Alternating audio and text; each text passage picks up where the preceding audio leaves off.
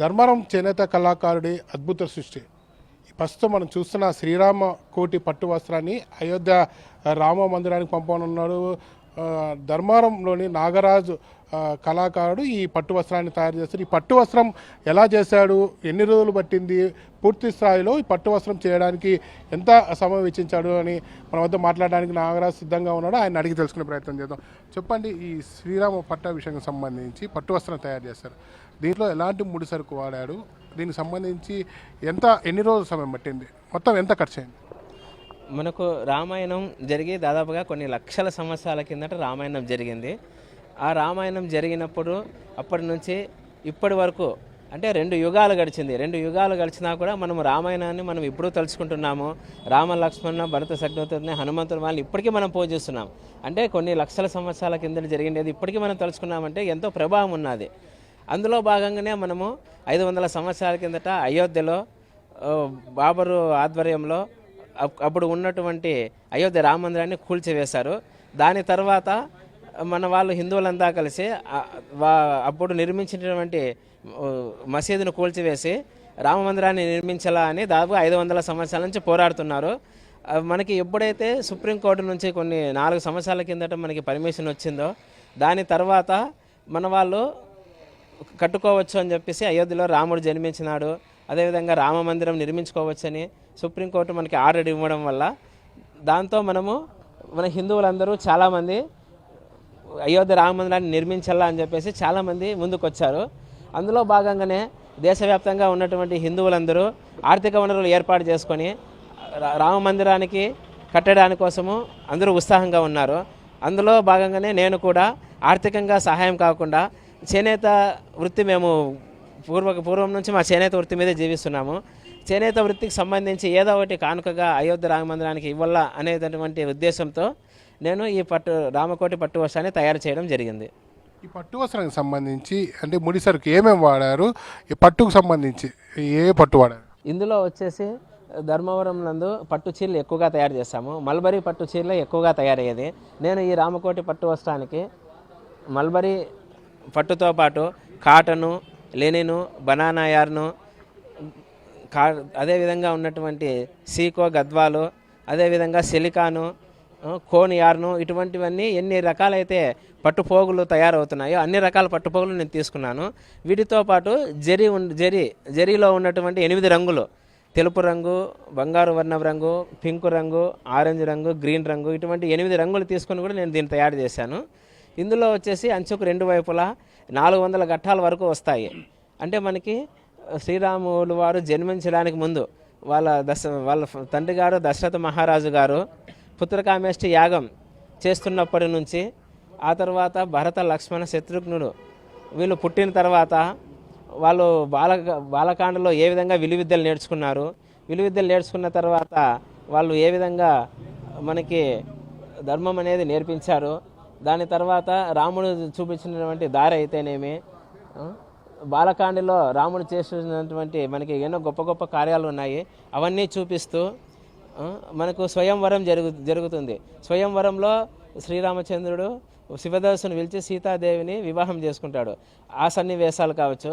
దాని తర్వాత అరణ్యకాండ, రామలక్ష్మణుడు సీతాదేవితో కలిసి అరణ్యవాసం అంతా చేస్తారు. అరణ్యవాసంలో వారు పడినటువంటి కష్టాలు, శూర్పణఖని చంపడము, ఆ తర్వాత రావణాసుడు వచ్చి సీతాదేవిని అపహరించడము, ఆ తర్వాత మనకి శ్రీరాములు వారు హనుమంతుని సహాయం తీసుకొని ఏ విధంగా లంకకు వెళ్ళాడు, లంకలో ఏ విధంగా రావణాసుని సంహరించినాడు. దాని తర్వాత మన శ్రీరాములు వారు సీతాదేవిని తీసుకెళ్ళి అయోధ్య నందు పట్టాభిషేకం చేశాడు. ఇటువంటి జరిగినటువంటి ఘట్టాలన్నీ కలిసి 400 ఘట్టాల వరకు ఉన్నాయి. ఈ 400 ఘట్టాలన్నిటిని కూడా అంచుకు 2 వైపులా వచ్చే విధంగా చేశాను.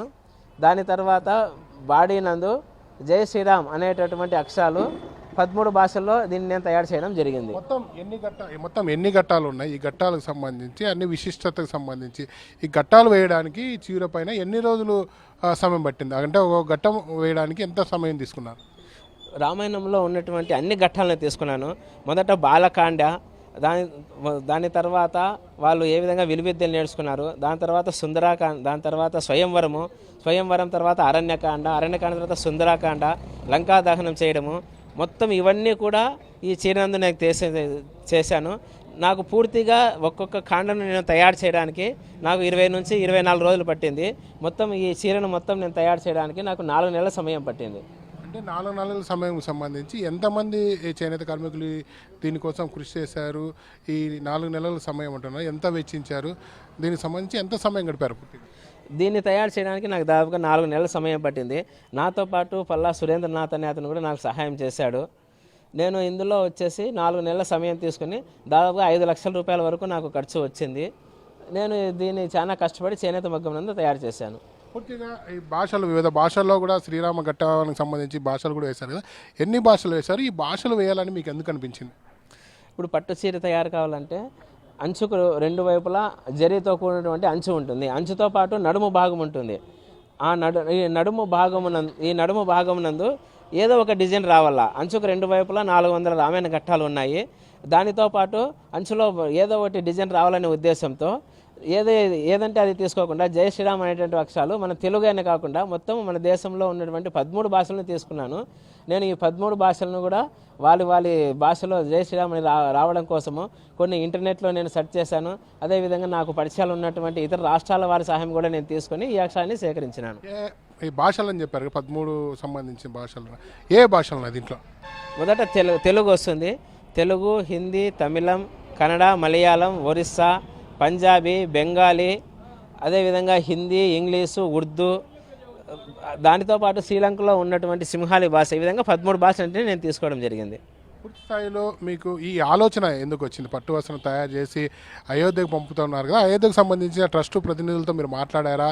వారి దగ్గర నుండి ఎలాంటి సూచన వచ్చింది? వాళ్ళ ద్వారా ఎలాంటి సంప్రదింపులు జరుపుతున్నారు ఇప్పటివరకు? నేను దీన్ని తయారు చేయాలని రామమందిరం ఎప్పుడైతే సుప్రీంకోర్టు వాడు ఆర్డర్ ఇచ్చారో అప్పుడు నేను దీన్ని తయారు చేయాలని నాకు ఒక ఆలోచన వచ్చింది.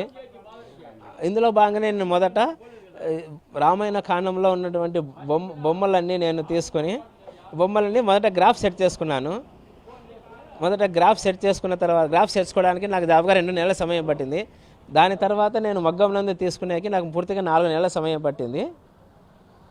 4 నెలల సమయంలో మీరు ఇంకొక 2 కలిసి మొత్తం ఈ చీర చేశారని చెప్తారా? అవును, నేను పల్లా సురేంద్రనాథ్ అనే అతను 2 కలిసి నేను తయారు చేశాము. తయారు చేసిన వెంటనే నేను అయోధ్య తీర్థక్రస్త ట్రస్ట్ వాళ్ళతో నేను సంప్రదింపులు జరిగాను. వాళ్ళు నాకు పర్మిషన్ ఇచ్చిన వెంటనే నేను దీన్ని అయోధ్యలో బహుకరించడానికి నేను సిద్ధంగా ఉన్నాను. ఈ చీర సంబంధించి, పట్టు వస్త్రం సంబంధించి ఎన్ని అడుగులు ఉంది చీర?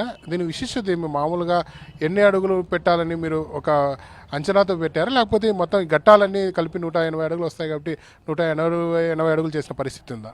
మామూలుగా పట్టు చీర 48 ఇంచుల వెడల్పుతో 6.5 గజము పొడవుతో ఉంటుంది. నేను దీన్ని వచ్చేసి మేము తయారు చేసినటువంటి పట్టు చీర పట్టు మగ్గంలోనే తయారు చేశాను. 48 ఇంచుల వెడల్పుతో వస్తూ 180 అడుగులు వస్తుంది. అంటే రామాయణం అనేది ఒకటి 2 సార్లు చెప్తే వెళ్ళేది కాదు. దాదాపుగా కొన్ని వేల బొమ్మలతో కూడినటువంటి ఖాండాలు ఉన్నాయి. ఈ ఖాండాలన్నీ దాదాపుగా నేను 90% మగ్గం ముందు రావాలా అని నేను చాలా కష్టపడి చేశాను.